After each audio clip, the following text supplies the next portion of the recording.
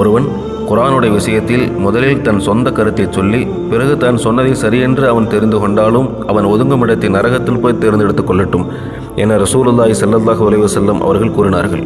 அதேபடி அவன் சொன்னது சரிதானே, அப்புறம் எதுக்கு அவனுக்கு நரகம்னு நமக்கு ஒரு கேள்வி வரும். இந்த ஹதீஸை சரியாக புரிஞ்சுக்கணும்.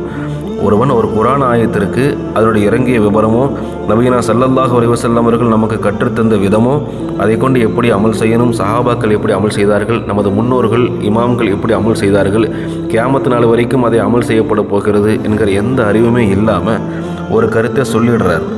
பிறகு தான் சொன்ன கருத்தையே இல்முடைய ஒரு ஆலிமு பேசிக்கிட்டு இருக்கிறத இவர் பார்க்கிறார். அடடே, நாம் சொன்னதைத்தானே இவரும் சொல்கிறார், அப்போ நாம் சொன்னது சரிதானேன்னு தெரிஞ்சுக்கிறார். ஆனாலும் அவருக்கு நரகம்தான். காரணம், அவர் முதலில் சொன்னது உண்மையா என்று தெரியாமல் சொன்னார். அப்போது அவர் சொன்னது பொய்யாகும். பொய்யனுக்கு நரகமே